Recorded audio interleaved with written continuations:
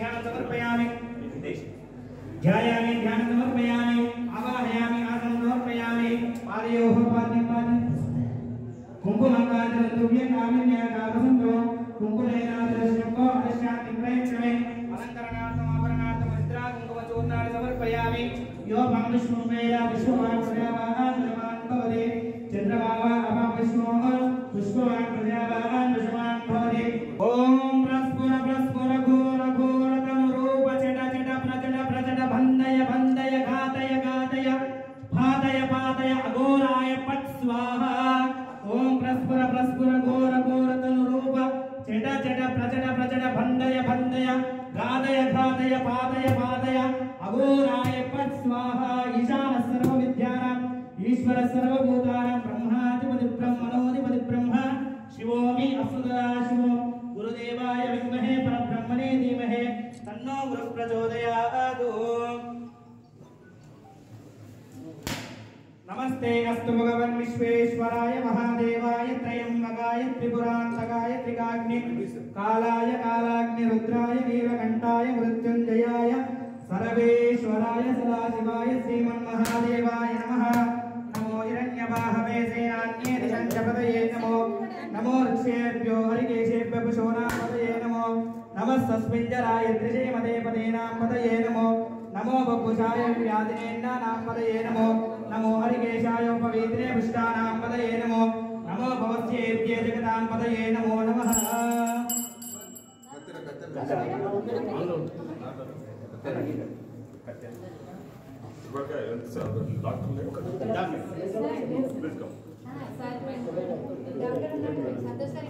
ओम नमस्ते गणपते तमेव प्रत्यक्षं तत्त्वमसि तमेव केवलं कर्तासि तमेव केवलं कर्तासि तमेव सर्वं कल्पितं ब्रह्मासि संसाक्षादात्मासि नित्यं संदित्वारिवाक्पराणि तं गुणत्रयातीतः तमोस्तात्रयातीतः तं देहत्रयातीतः तं कालत्रयातीतः तं मूलाधारस्थितोऽसि नित्यो संजक्तित्रयात्मकः तां योगिनो ध्यायन्ति नित्यो तं ब्रह्मास्तं विष्णुस्तं रुद्रस्तं इन्द्रस्तं अग्न्यस्तं वायुस्तं सूर्यस्तं चन्द्रमास्तं ब्रह्मभूर्भुवस्त्वरो गणादिपूर्वमुच्चार्यवर्णादिं तदनन्तरम् अनुस्वारपरतरः आर्धेन्द्रसितं तारेण रुद्धं एतत्त्वं मनस्वरूपं विकारपूर्वरूपम् अकारोध्यरूपम् अनिष्वारस्यां श्रीविश्वराध्याय मङ्गलं शिव विश्वैकपालाय मङ्गलं विश्वैकजाताय विश्वदिबीजाय श्रीविश्ववन्द्याय मङ्गलं शिव विश्वैकपालाय मङ्गलं चिरवृन्दवन्द्याय मङ्गलं वरचरणीतिबोधाय मङ्गलं गुरुरूपधाराय गुरुराजिराजाय गुरुरूपधाराय गुरुराजिराजाय परिपूर्णसेनाय मङ्गलं शिव विश्वैकपालाय मङ्गलम् यानि कानि च पापानि जन्मान्तरदानि तानि तानि प्रक्षन्ते प्रक्षणं पदे पदे पापोरं पापसंहारं पापात्मा पापसंभवः तायिमां कृपया देव शरणागतवत्सल अन्यदा शरणं नास्ति तमेव शरणं मम तस्मात् कारुण्य भावेन रक्ष रक्षोऽधिकरीश्वरः नर्सगारु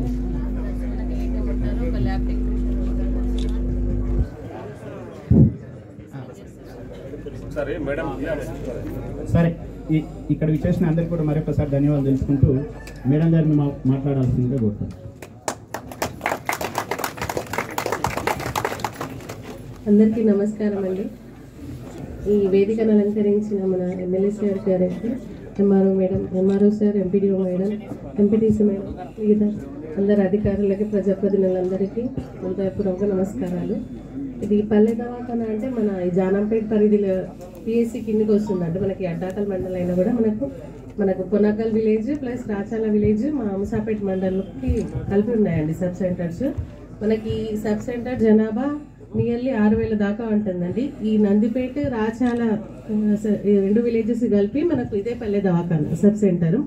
దీని జనాభా 6000 దాకా ఉంటుందండి. దీనికి ఒక ఏఎన్ఎం ఉంటారు, అంటే మనకు ఇమ్యునైజేషన్ అవి ఇవ్వడానికి, వెటర్నల్ హెల్త్ లేడీస్ని చూడడానికి వాళ్ళందరూ ఉంటారు. ఆశాస్ మనకు 4 ఆశాస్ ఉన్నారు. మనకి పల్లె దవాఖానాలో ఒక డాక్టర్ ఉంటారండి, ఆయుష్ డాక్టర్ ఉన్నారు, ప్లస్ ఒక నర్స్ వస్తారు, ఇంకో ల్యాబ్ టెక్నీషియన్, ఇంకోటి ఆశాస్ ఉంటారు డైలీ యాక్టివిటీస్ చూడడానికి. మన ఇక్కడ సర్వీసెస్ మెయిన్గా వచ్చి పల్లె దవాఖానా సర్వీసెస్ మనకు బీపీ షుగర్ మానిటరింగ్ ఒకటండి, హెల్త్ ఎడ్యుకేషన్, హెల్త్ పరంగా ఏమైనా ఎడ్యుకేషన్ వాళ్ళకి ఎవరికి మీటింగ్స్ అరేంజ్ చేసి అవేర్నెస్ చేయడానికి health education, TB, diabetes, hyper tension, దానికి మెడిసిన్స్ ఫ్రీగా డిస్ట్రిబ్యూషన్ జరుగుతుందండి ఇక్కడ. ఇంకా మిగతా మనకు జనరల్గా దగ్గు, సర్ది, జ్వరాలకు కూడా ఇక్కడ మెడిసిన్స్ ఇవ్వడం జరుగుతుంది.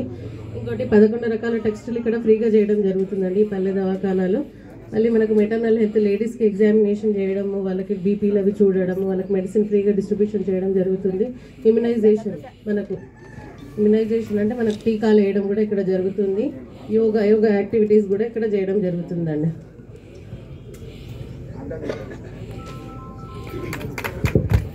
మా మండల వైస్ ఎంపీపీ రాధికమ్మ గారికి, అదేవిధంగా డి అనిల్ కుమార్ సార్ గారికి,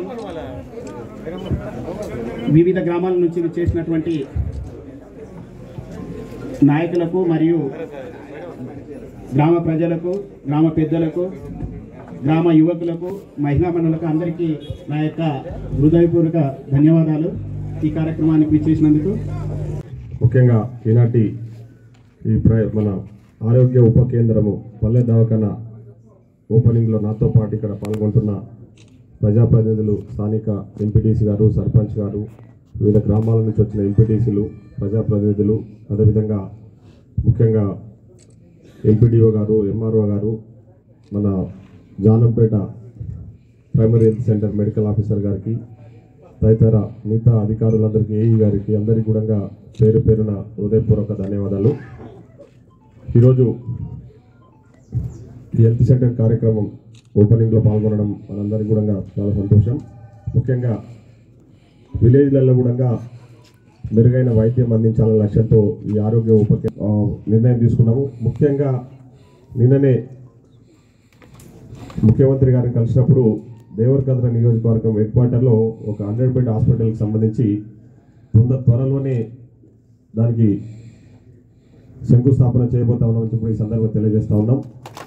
అదేవిధంగా కొత్తకోటలో కూడా దానికి సంబంధించిన నిధులు మంజూరు చేయమని చెప్పేసి ముఖ్యమంత్రి గారికి చెప్పడం జరిగింది. ముఖ్యమంత్రి గారు దాని మీద సానుకూలంగా స్పందించారు. తప్పకుండా కొత్తకోటలో, అదేవిధంగా మన దేవరకద్ర హెడ్ క్వార్టర్లో ఒక 100 బెడ్ హాస్పిటల్, కొత్తకోటలో ఒక 30 బెడ్ హాస్పిటల్ను త్వరలోనే కన్స్ట్రక్షన్ స్టార్ట్ చేయబోతా ఉన్నాం. అదేవిధంగా ప్రతి మండల హెడ్ క్వార్టర్లో ఒక హెల్త్ సెంటర్ను, ప్రైమరీ హెల్త్ సెంటర్లు ఇప్పుడున్న ప్రైమరీ హెల్త్ సెంటర్లు అన్నీ కూడా ఇప్పుడు గతంలో కాంగ్రెస్ ప్రభుత్వం అధికారంలో ఉన్నప్పుడు కట్టిన హెల్త్ సెంటర్లు ఉన్నాయి. దాన్ని ఎక్కడ కూడా అప్గ్రేడ్ కాలేదు. అవి కూడా అప్గ్రేడ్ చేసేసి, ముఖ్యంగా మన కరోనా సమయంలో చాలా ఇబ్బందులు పడ్డాం. చిన్న చిన్న విషయాలకు కూడా పాలమూరు పట్టణం పోవాల్సి వచ్చిన పరిస్థితులు ఏర్పడ్డాయి. కాబట్టి అది దృష్టిలో ఉంచుకొని రాబోయే రోజుల్లో మీ వద్దకే మంచి వైద్యాన్ని అందించాలనే లక్ష్యంతో ఈ ఊర్లలో ఉన్న పల్లె దవాఖానాలు ఏవైతున్నాయో ఆరోగ్య ఉప కేంద్రాలను కూడా ఖచ్చితంగా అక్కడ ఉన్న మెరుగైన వైద్యం అందించడానికి మంచి డాక్టర్స్ను, అక్కడ స్టాఫ్ను కూడా ఉండే విధంగా చూద్దామని చెప్పేసి ఈ సందర్భంగా తెలియజేస్తా ఉన్నాం. మీరేమైనా సాయం చేయని చెప్పి కూడా చెప్పిన విషయాలను కూడా చాలాసార్లు చెప్పడం జరిగింది. మీ చెరువుకు నీళ్లు తీసుకొచ్చినప్పుడు ఆ పైప్ లైన్ కూడా నేను ఆ రోజు ఎమ్మెల్యేకి లేకపోయినా ఆర్థికంగా నేను నా వంతు సహకారం అందించిన. రేపు రాబోయే రోజుల్లో కూడా మీ గ్రామానికి సంబంధించి అభివృద్ధి విషయంలో పార్టీలకు అతీతంగా ఎక్కడ ఏ సమస్య ఉన్నా, ఇక్కడ ఏ అవసరం ఉన్నా చేయడానికి నేను సిద్ధంగా ఉన్నానని చెప్పేసి ఈ సందర్భంగా తెలియజేస్తాను. ముఖ్యంగా మీరు నిన్న చూస్తూ ఉన్నారు, మన రాష్ట్ర ముఖ్యమంత్రి గారు ప్రజల సంక్షేమమే ధ్యేయంగా ప్రజాపాలన అందరూ కూడా ఆమోదించే విధంగా, అందరూ కూడా అభినందించే విధంగా ఈరోజు రాష్ట్ర ముఖ్యమంత్రి గారు పనిచేస్తూ ఉన్నారు. మనం అధికారంలోకి రాకముందు 6 గ్యారెంటీల గురించి చెప్పినాం. అధికారంలోకి వచ్చిన వెంబడే ఇక్కడ మహిళలకు ఆర్టీసీ బస్సులలో ఉచిత ప్రయాణ సౌకర్యాన్ని వచ్చిన 2 రోజుల్నే కల్పించినాం. అదేవిధంగా ఆరోగ్యశ్రీ ద్వారా ఇబ్బందులు పడతా ఉన్నారు చాలామంది, బిలో పవర్టీ లైన్ అంటే ఆర్థికంగా వెనుకబడ్డ వాళ్ళందరూ కూడా కార్పొరేట్ హాస్పిటల్లో పోయి చూపించుకోలేని పరిస్థితి ఉంది. కాబట్టి వాళ్ళకు అన్ని రకాలు కూడా ఆదుకోవాలనే లక్ష్యంతో 10 లక్షలు ఖర్చు అయినా సరే ప్రైవేట్ హాస్పిటల్ అంటే కార్పొరేట్ హాస్పిటల్లో తీసుకుపోయి మెరుగైన వైద్యం అందించాలనే లక్ష్యంతో ఆరోగ్యశ్రీ పథకాన్ని కూడా అమల్లోకి తీసుకొచ్చినాం. ఈరోజు పేపర్లో చూస్తుంటే నిన్ననే ఆరోగ్య శాఖ మీద సమీక్ష జరిగినప్పుడు ముఖ్యమంత్రి గారు నిర్ణయం తీసుకున్నారు. ఆరోగ్యశ్రీ అనేది ఓన్లీ వైట్ రేషన్ కార్డు వాళ్ళకే కాకుండా ఆర్థికంగా వెనుకబడ్డ వాళ్ళకు కూడా ఆరోగ్యశ్రీ అందించాలనే లక్ష్యంతో ముఖ్యమంత్రి గారు నిర్ణయం తీసుకున్నారు. అది త్వరలోనే అమల్లోకి రాబోతా ఉంది. ముఖ్యంగా గత ప్రభుత్వంలో మీకు తెలుసు ఆరోగ్యశ్రీకి సంబంధించి చాలా హాస్పిటల్స్ కొన్ని కోట్ల రూపాయల బకాయిలు పెండింగ్ ఉన్నాయి. ఆ డబ్బులు చెల్లించినందుకు ఆరోగ్యశ్రీ ద్వారా చాలా హాస్పిటల్లో కూడా ట్రీట్మెంట్ జరగలే. సో ఆ మెరుగా అంటే ఈ ఆరోగ్యశ్రీ ద్వారా కూడా తొందరలోనే వాళ్ళకు అంటే బిల్స్ అన్ని కూడా క్లియర్ చేసి ముఖ్యంగా ఈరోజు రాష్ట్ర ముఖ్యమంత్రి గారు ఒక కృతజ్ఞతతో నిన్న కూడా నాతో మాట్లాడినప్పుడు చెప్పడం జరిగింది. మీ నియోజకవర్గంలో ప్రధానంగా విద్యా వైద్యానికి ప్రాధాన్యత ఇవ్వమని చెప్పారు. నేను కూడా ఎలక్షన్ ప్రచారంలో తిరిగినప్పుడు కూడా అదే చెప్పిన. నా మొదటి ప్రాధాన్యత విద్యా వైద్యానికే ఇస్తానని చెప్పడం జరిగింది. ఎందుకంటే ఈ రెండు ప్రజలకు కల్పిస్తే మిగతా విషయాలు ఆటోమేటిక్గా డెవలప్మెంట్స్ అనేవి మిగతా విషయాలు జరిగిపోతూ ఉంటాయి. కాబట్టి ఈ మెరుగైన విద్య మెరుగైన వైద్యం అందించాలనే లక్ష్యంతోనే మేము ముందుకు వెళ్తా ఉన్నాం. దానికి సంబంధించి కూడా ముఖ్యమంత్రి గారు కూడా గొప్ప నిర్ణయం తీసుకొని ముందుకు వస్తూ ఉన్నారు. మిగతా గ్యారెంటీల విషయంలో కూడా ప్రజలు ఎవరు కూడా అపోహ చెందాల్సిన అవసరం లేదు. ప్రజలకు ఇచ్చిన హామీని నెరవేర్చడానికి రాష్ట్ర ముఖ్యమంత్రి గారు మేమందరం కూడా కృతజ్ఞతతో ఉన్నాం. మిగతా గ్యారెంటీలు కూడా త్వరలోనే మీరు చూస్తూ ఉన్నారు, త్వరలోనే అమలు చేయాలనే నిర్ణయం తీసుకున్నాము. ఖచ్చితంగా 6 గ్యారెంటీ పథకాలను రాబోయే రోజుల్లో ప్రజలకు అందించి తీరుతామని చెప్పేసి కూడా ఈ సందర్భంగా తెలియజేస్తా ఉన్నాం. మననే ప్రజాపాలన పేరు మీద ప్రజల వద్దకే ప్రభుత్వాన్ని తీసుకొచ్చి అధికారులను తీసుకొచ్చి ప్రజలకు అవసరాలు ఏమేమి ఉన్నాయి వారి ద్వారా దరఖాస్తులు కూడా తీసుకోవడం జరిగింది, రూపాయి ఖర్చు లేకుండా. ఈరోజు ప్రజలందరూ కూడా ఆ విషయం పట్ల కూడా సంతోషం వ్యక్తం చేస్తూ ఉన్నారు. చాలా ప్రశాంతంగా ప్రజలు ఈరోజు రాష్ట్రంలో ప్రజా జీవితాన్ని కొనసాగిస్తూ ఉన్నారు. కాబట్టి ప్రజలకు సంబంధించిన ఏ సంక్షేమం అయినా కూడా వెనుకడుగు వేయకుండా ముందుకు పోయి జరిపి తీరుతామని చెప్పి కూడా 6 గ్యారెంటీల విషయంలో కూడా మేము ఖచ్చితంగా అమలు చేసి తీరుతామని కూడా ఇక్కడ అధికారులు కూడా మన తీసుకున్న దరఖాస్తులన్నీ కూడా ఆల్రెడీ ఆన్లైన్ చేయడం జరిగింది.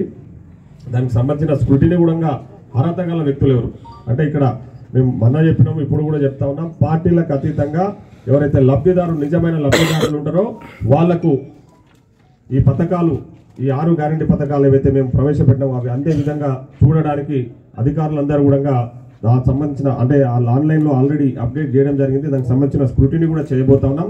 త్వరలోనే ప్రతి గ్రామంలో ఇందిరమ్మ కమిటీలు వేయబోతా ఉన్నాం. ఆ కమిటీ ద్వారానే లబ్ధిదారుల ఎంపిక కూడా అధికారులతో వాళ్ళు కూడా ఇందిరమ్మ కమిటీలో ఉన్న మెంబర్స్ అధికారులకు సహకరిస్తారు. అధికారులు కూడా క్షుణ్ణంగా పరిశీలన చేసి మేమంతా ఎవరెవరికి ఇండ్లు అవసరం ఉన్నాయి, ఎవరెవరికి పెన్షన్లు అవసరం ఉన్నాయి, ఎవరెవరికి రేషన్ కార్డులు అవసరం ఉన్నాయి అనే విషయాలన్నీ కూడా రిపోర్ట్స్ తీసుకొని అర్హత గల వ్యక్తులకు అన్ని రకాల సహాయ సహకారాలు అందించడానికి ఈ ప్రభుత్వం సిద్ధంగా ఉందని చెప్పేసి తెలియజేసుకుంటూ మరొకసారి హెల్త్ సెంటర్ ఓపెనింగ్ వచ్చిన ప్రతి ఒక్కరికి కూడా ధన్యవాదాలు శుభాకాంక్షలు తెలియజేసుకుంటూ మన అడ్డాకుల హెడ్ క్వార్టర్లో ఆల్రెడీ జనరల్ పార్టీ మీటింగ్ ఉంది, అందుకోసం కొంచెం తొందరగా వాల్సి వస్తుంది. కాబట్టి త్వరలోనే అందరికీ అంటే మాట్లాడే అవకాశం ఇవ్వడానికి ఎవరికి ఏమనుకోవద్దని చెప్పేసి సర్పంచ్ గారి తరఫున నేను కూడా చెప్తా ఉన్నా. ఇక్కడ అందరికి పోవాల్సి ఉందని చెప్పేసి తెలియజేస్తూ సెలవు తీసుకుంటాం. ధన్యవాదాలు.